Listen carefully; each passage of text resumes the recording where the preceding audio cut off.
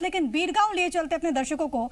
रजनी, जब आरोप प्रत्यारोप की बात होती है तो बीरगांव से भी जो तस्वीरें सामने आई, चाहे वो वोटर आईडी कार्ड को लेकर हो, इसके अलावा उन नेताओं को लेकर हो जो कि वहां पर पहुंच रहे थे, अभी फिलहाल मौजूदा स्थिति को लेकर क्या अपडेट आपके पास, और इसी के साथ ही साथ वहां पर किस तरीके से व्यवस्थाओं को और भी ज्यादा बढ़ाया जा रहा है प्रशासन की ओर से?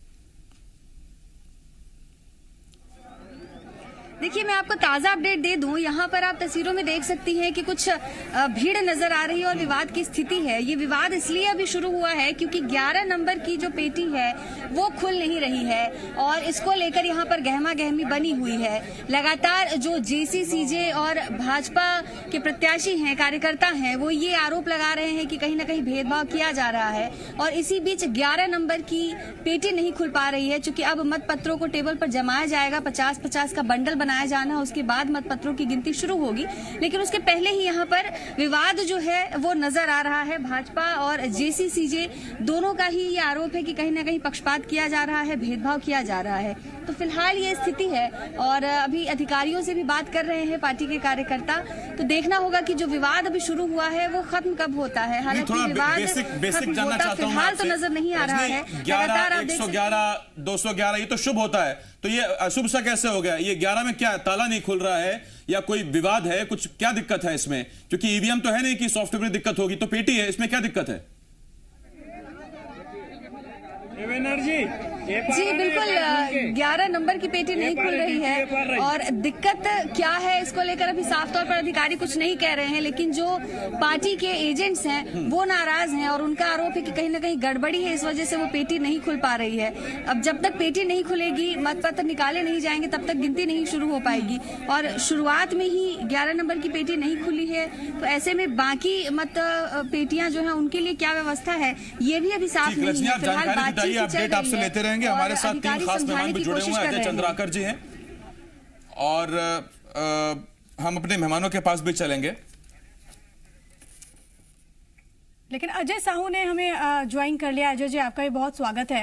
अजय चंद्राकर जी, मैं आपके पास आना चाहूंगी क्योंकि सर इससे पहले जब तमाम पहलुओं को आप समझा रहे थे, एक चीज बहुत महत्वपूर्ण हो जाती है क्योंकि जब हम बात करते हैं भारतीय जनता पार्टी की, खास तौर पर यह देखा जाता है कि जो शहरी मतदाता है उसका रुझान बीजेपी की तरफ होता है, लेकिन क्योंकि ये शहर की सरकार बननी है, क्या हम ये समझे कि लोकल बॉडी इलेक्शन में भी एक एज हो सकता है, या फिर ये समझे कि ये जो बात है वो सिर्फ और सिर्फ विधानसभा चुनाव हो या फिर लोकसभा चुनाव उसी में देखने को मिलती है?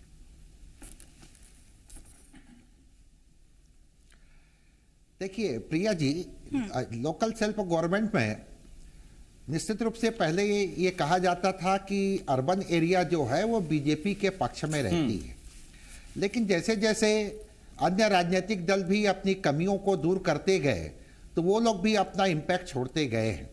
चाहे वो छत्तीसगढ़ में बिरगांव में हम कहें तो जेजेसी भी काफ़ी मजबूत फाइट हमेशा दोनों चुनाव में, पिछले चुनाव में भी, इस चुनाव में भी दे रही है। तो ये अपने रणनीति में चेंज किए हैं, जिसके कारण से बीजेपी के बारे में कहा जाता था कि अर्बन एरिया बीजेपी का गढ़ होता है, उसमें काफ़ी तब्दीली आ गई है। दूसरी बात यह है कि इस चुनाव में दोनों पार्टियों का जो घोषणा पत्र रहा है उसका विश्लेषण हुआ है। तीसरी बात यह है कि आपदा काल में व्यक्तिगत रूप से इंडिविजुअल अपने क्षेत्र के, अपने वार्ड के नागरिकों के लिए किस तरह से सहज, सुलभ और एक कह सकते हैं सक्रिय नजर आए, तो पर्सनालिटी भी इसमें काफी इंपैक्ट छोड़ रहा है। लेकिन यह बात सही है कि अर्बन क्षेत्र में पहले जैसा बीजेपी का जो रहता था, कहा जाता था, चाहे मेट्रो सिटी में या फिर कई प्रांतों में, कई शहरों में, उसमें कुछ तब्दीली दिखाई दे रही नहीं। ये तो आपने ठीक कहा सर, और ये उसी वक्त सवाल उठ गए थे 19 में जब 10 के 10 निगम कांग्रेस अपने खाते में ले गई थी, वरना उससे पहले हमको याद है कि इतने मेयर बीजेपी के हुआ करते थे कि वही वार्ड वाले पहले अध्यक्ष बनते थे, अध्यक्ष बन के विधायक और फिर मुख्यमंत्री भी हुए। रमन सिंह तो बेहतर एग्जाम्पल है छत्तीसगढ़ में, हम जानते हैं उन्हें, कवर्धा से कैसे पार्षद से निकले और मुख्यमंत्री तक बने। अजय साहू जी हमारे साथ इस पैनल में नए जुड़ गए, उमेश जी बीजेपी की तरफ से हमारे साथ हैं ही। अजय जी, आपका स्वागत है। अजय जी, ये बीरगांव से रजनी ठाकुर हमारे संवाददाता बता रही 11 नंबर की पेटी नहीं खुल रही है। पुरानी कहावत है सर, 1 और 11। विपक्ष पूछ रहा है ये 1 और 1 क्या कर रहे हैं आप? 11 क्यों नहीं खुल रही?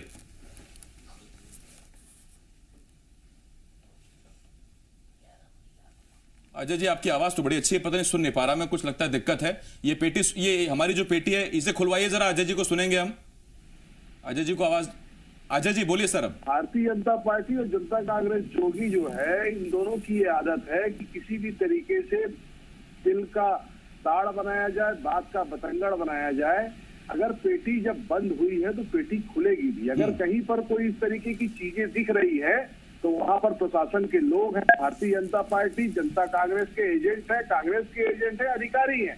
उसमें गड़बड़ी की आशंका कहां से हो जाती है? इस समय पेटी को सील किया गया था, उसमें भी सारे एजेंट थे।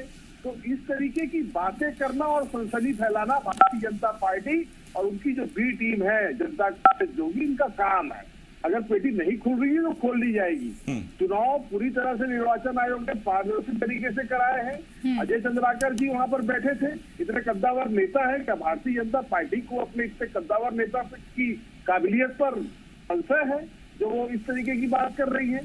जब चुनाव हुए हैं और आज जब मतगणना का समय आ गया है तो आज मतगणना से पहले इस तरीके का की बातें ठीक है करना, सर, मुझे लगता है कि उमेश जी इसका बेहतर जवाब दे पाएंगे कि बीजेपी को भरोसा है या फिर नहीं अपने कद्दावर चेहरे पर। उमेश जी जवाब दीजिए।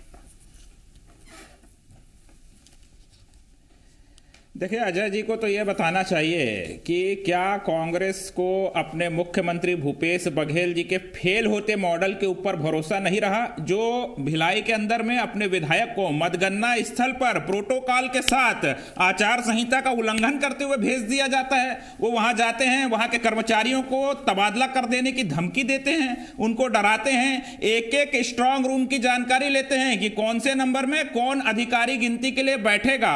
इस प्रकार की संदिग्ध परिस्थिति मतगणना के एक दिन पहले अगर नजर आती है, सुरक्षा गार्डों के साथ आचार संहिता का उल्लंघन करते हुए अगर इनका विधायक घुस जाता है तो निश्चित तौर पे आशंकाएं जन्म लेंगी। और जिस प्रकार से 11 नंबर की पेटी नहीं खुल रही है तो यह स्थिति संदिग्ध है कि भैया वो पेटी क्यों नहीं खुल रही है। कहीं वहां कांग्रेस का कोई बड़ा नेता अपने सुरक्षा गार्डों के साथ घुस तो नहीं गया था? कहीं उस पेटी में कांग्रेस की हार का भय तो नहीं सता रहा है जो दबाव पूर्वक या किसी प्रकार से उसको छेड़छाड़ की गई हो? तो तमाम आशंकाओं को यहां पर इन्होंने स्वयं जन्म देने का काम किया है और साफ तौर पे यहां पर कांग्रेस ने स्वीकार लिया है कि मुख्यमंत्री भूपेश बघेल जी का जो मॉडल है वो फेल हो चुका है।